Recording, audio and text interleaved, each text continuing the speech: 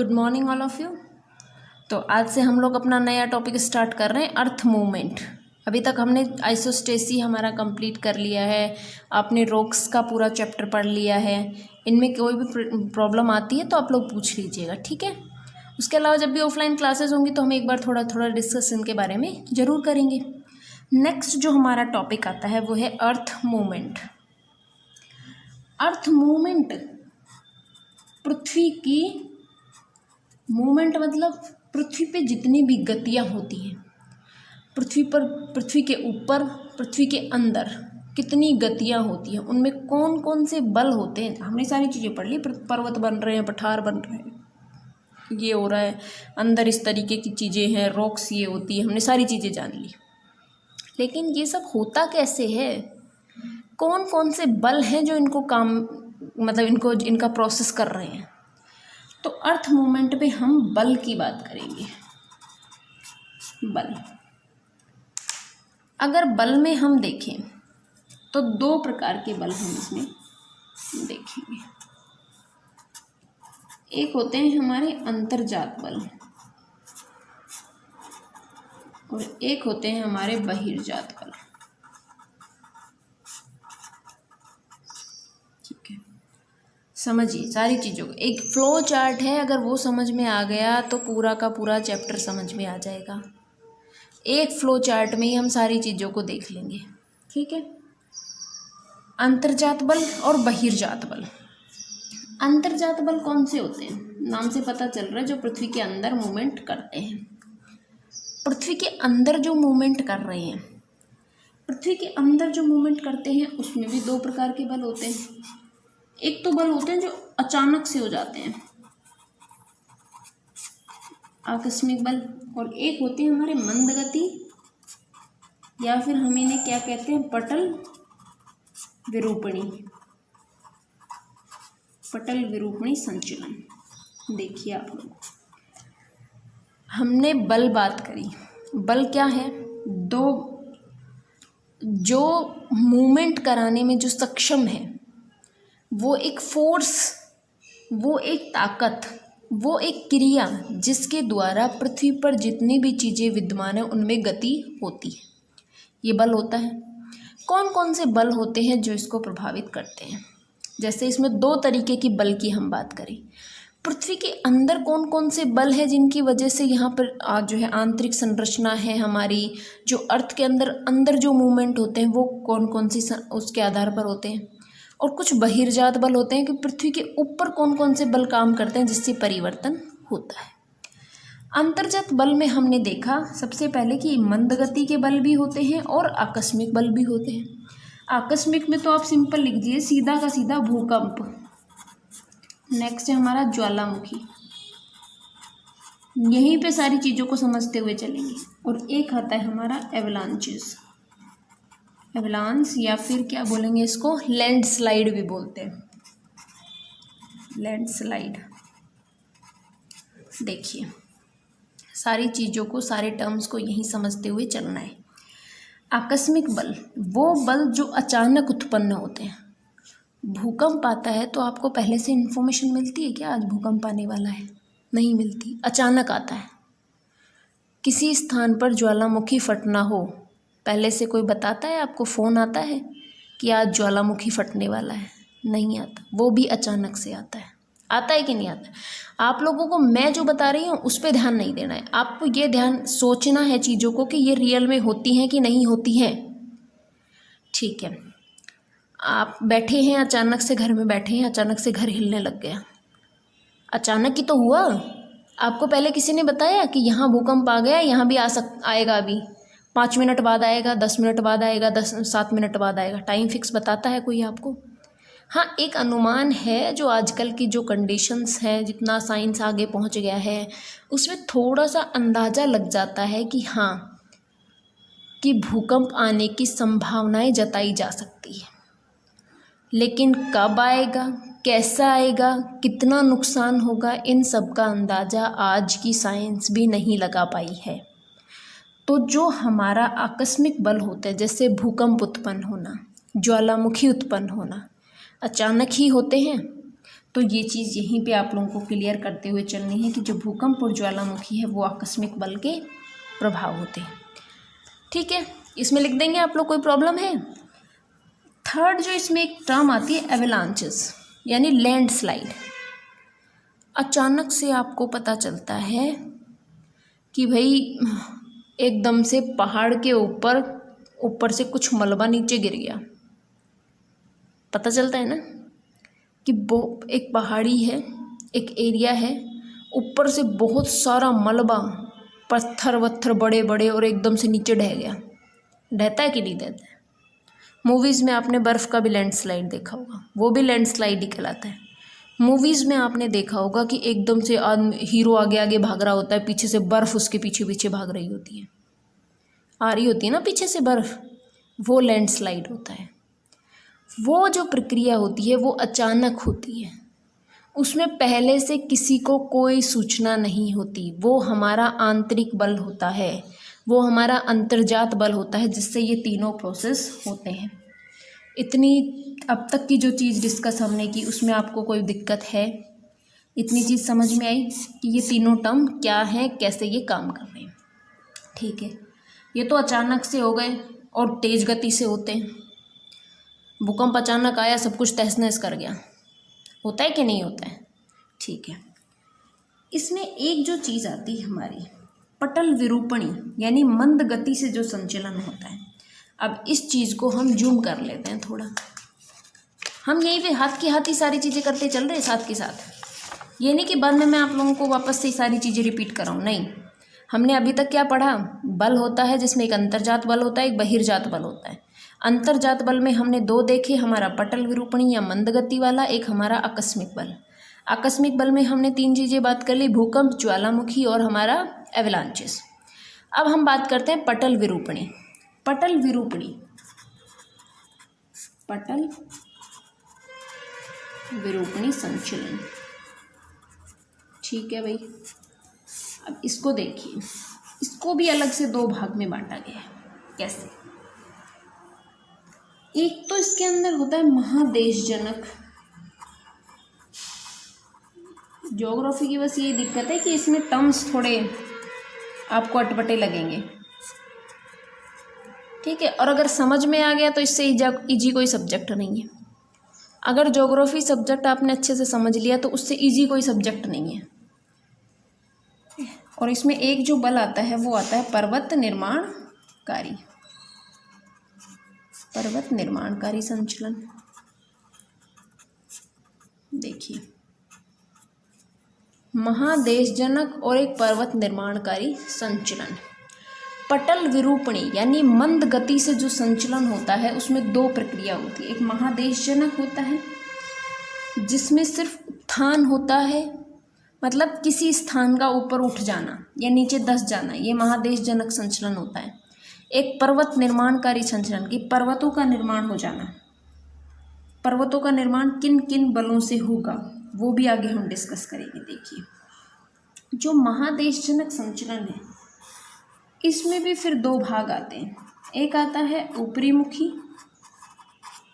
और एक आता है हमारा अधोमुखी। ऊपरी मुखी और अधोमुखी। ठीक, ऊपरी मुखी जब अगर पृथ्वी की सतह पर सतह ऊपर उठती है तो उसको हम कहते हैं उत्थान, और समुद्र में अगर कोई स्थान ऊपर उठता है तो हम उसको कहते हैं उज्जमन। ठीक है, अधोमुखी जब स्थल का कोई भाग नीचे धंसता है तो उसको हम कहेंगे अवतलन। ये ज्योग्राफी के टर्म्स हैं जो सिर्फ ज्योग्राफी में ही चलते हैं।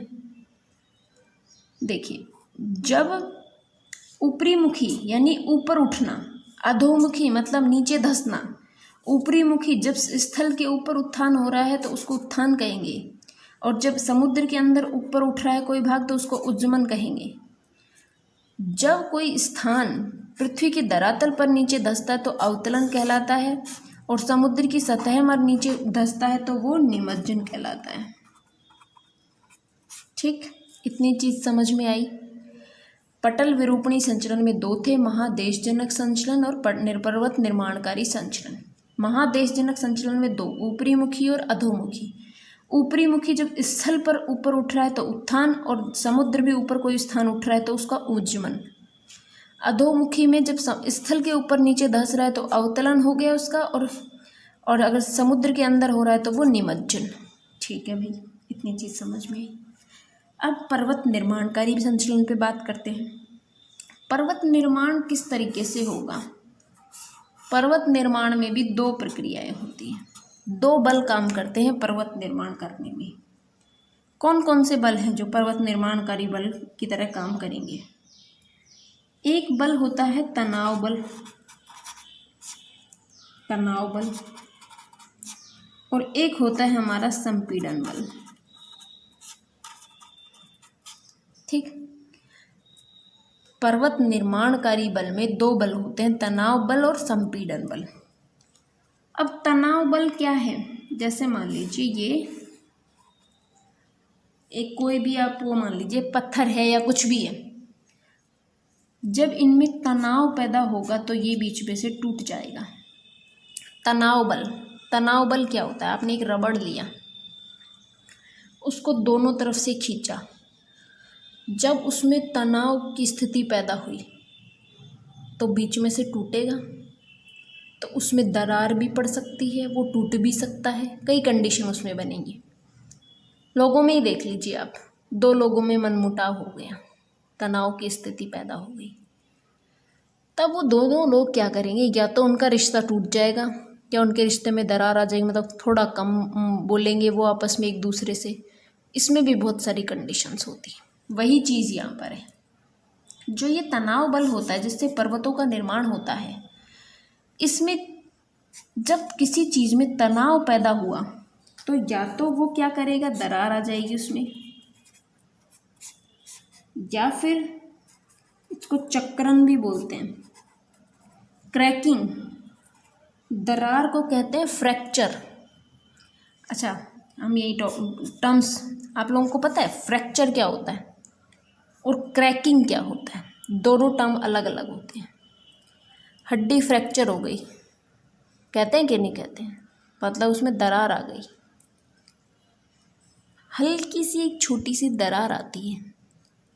क्रैकिंग मतलब टूटने की अवस्था में है, बस वो ख़त्म हो जाएगा। अब थोड़ा सा अगर उस पर चोट मारी तो वो ख़त्म है, उसमें क्रैक आ गया पूरा। क्रैक और जो हमारा फ्रैक्चर होता है, ये दोनों टर्म अलग अलग होता है। इसके अलावा तीसरी एक टर्म होती है, वो होती है भ्रंशन, यानी फॉल्टिंग। दोनों में इतना तनाव आ गया कि बीच में गहरी खाई बन गई, वो होता है भ्रंशन। तनाव बल जब दोनों एक दूसरे के विपरीत काम करते हैं तो बीच में यहाँ पर या तो दरार आएगी या चक्रण आएगा या फिर बिल्कुल खाई बन जाएगी, एकदम दुश्मनी हो गई। 3 कंडीशन इसमें बन गई। इतनी चीज़ समझ में आई? ठीक है भाई। नेक्स्ट आता है हमारा संपीड़न।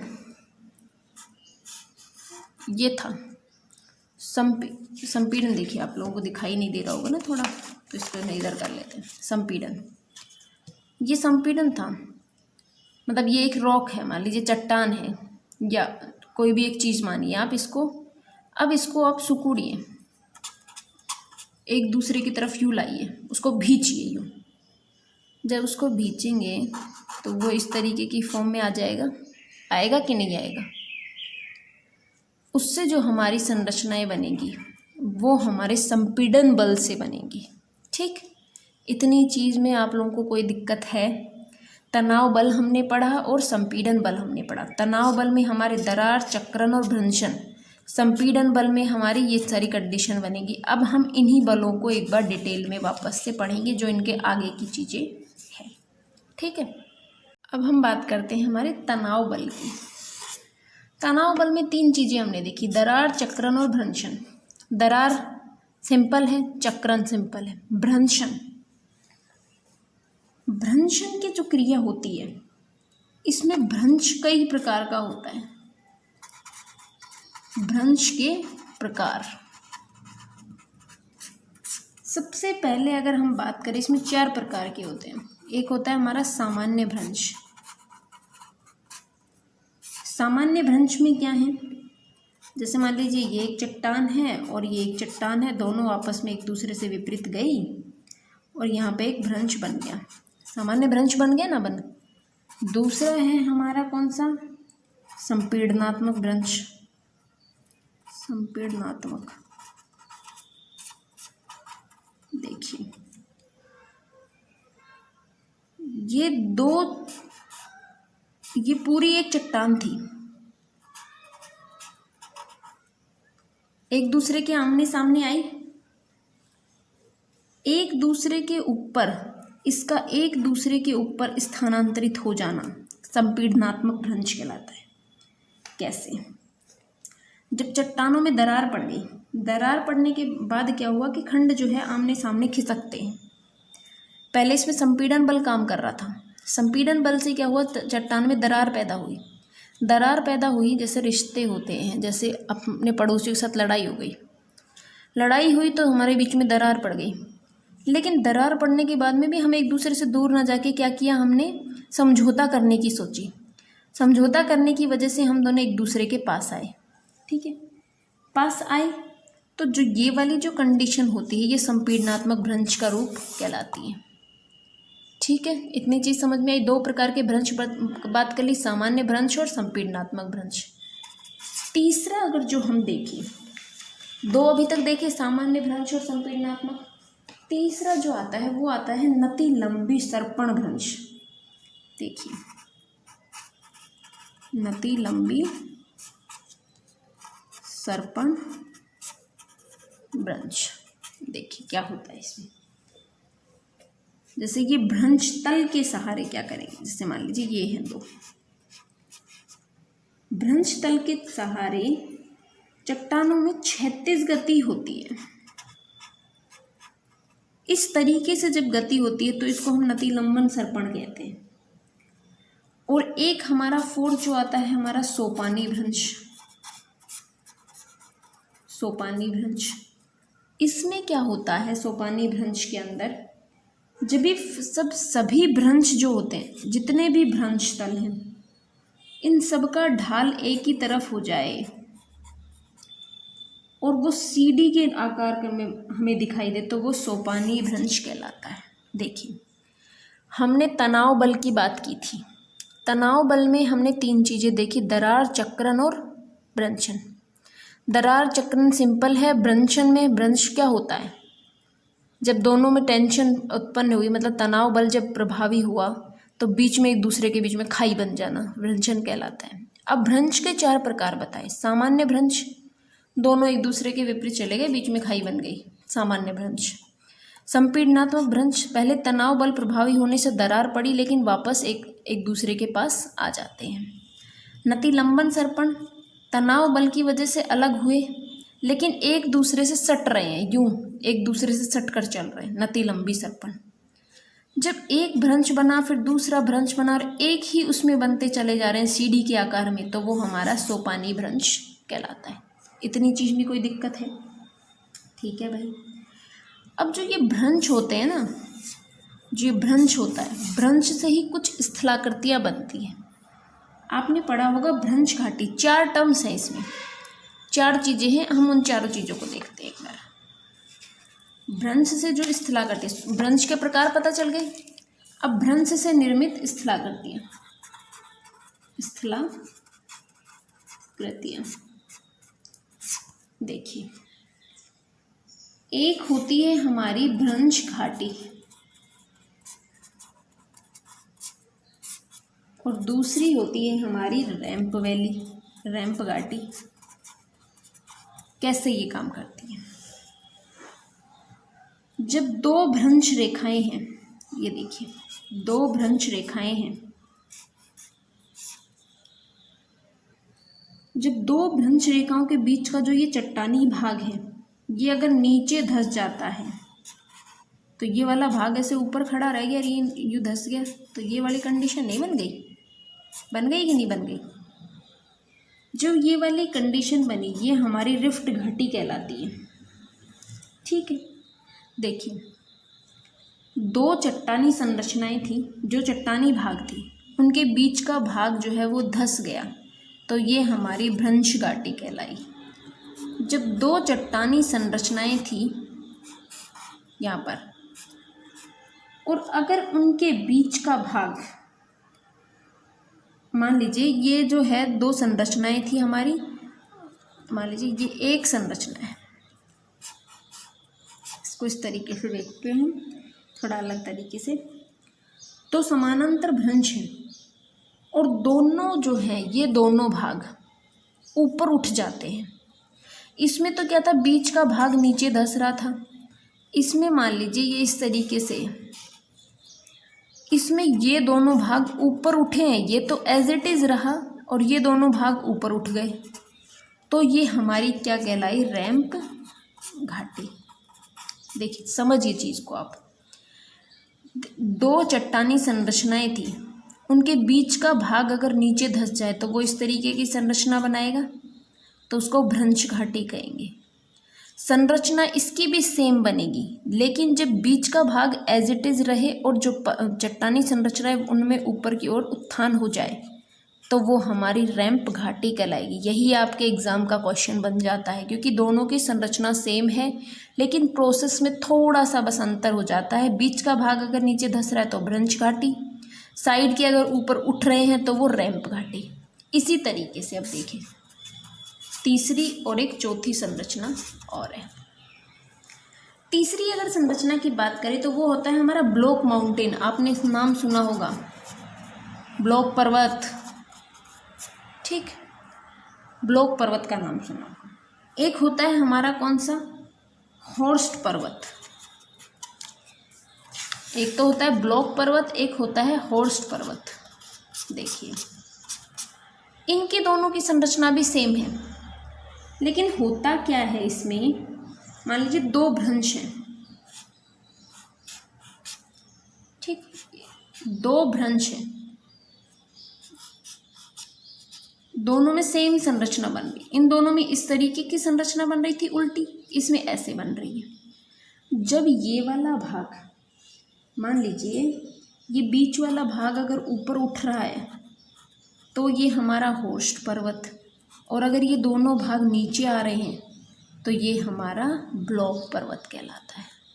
देखिए चीज़ को, भ्रंश घाटी में दो चट्टानी संरचनाओं के बीच का भाग अगर धंस जाता है तो वो भ्रंश घाटी, दो चट्टानी संरचनाओं के बीच का भाग एज इट इज़ रहे और साइड वाले भाग ऊपर उठ जाएं तो वो रैंप घाटी। दो चट्टानों के बीच का जो भाग है, अगर दो चट्टानी संरचनाओं का बीच का भाग ऊपर उठ जाए तो वो हॉर्स्ट पर्वत, और दो चट्टानी संरचनाओं का बीच का भाग एज इट इज़ रह के दोनों जो है दोनों में धंसाव हो जाए, साइड में नीचे की तरफ आ जाए, तो वो ब्लॉक पर्वत कहलाता है। इसको एक बार आप लोग अच्छे से अपने खुद के नोट्स में जब पढ़ेंगे तो ये चीज़ ज़्यादा समझ में आएगी। ये जो चारों होते हैं ना, ये कन्फ्यूजिंग होते हैं, बहुत ज़्यादा कन्फ्यूजिंग होते हैं, और इनको कन्फ्यूज़न क्लियर करने का बस एक ही तरीका है इनको बार बार पढ़ना। जब आप इनके डायग्राम बना बना के इनको पढ़ेंगे तो ये चीज़ें आपको याद रहेंगी, ठीक है। आज की क्लास में हम इतना ही देखेंगे। अभी तक हमने सिर्फ तनाव बल की बात करी है, हमारा संपीड़न बल बाकी है, ठीक है। पर्वत निर्माणकारी संचलन में हमने दो बल देखे थे, तनाव बल, संपीड़न बल। तनाव बल में तीन थे, दरार, चक्रण और भ्रंशन। दरार चक्रण की बात की, भ्रंशन के प्रकार बात किए, 4 प्रकार की बात करी, भ्रंशन से क्या क्या स्थलाकृतियाँ बनती हैं उनकी बात करी। नेक्स्ट जो बात करेंगे हम संपीड़न बल की बात करेंगे, जो हमारी नेक्स्ट क्लास में, ठीक है। आज के लिए बस इतना ही, धन्यवाद।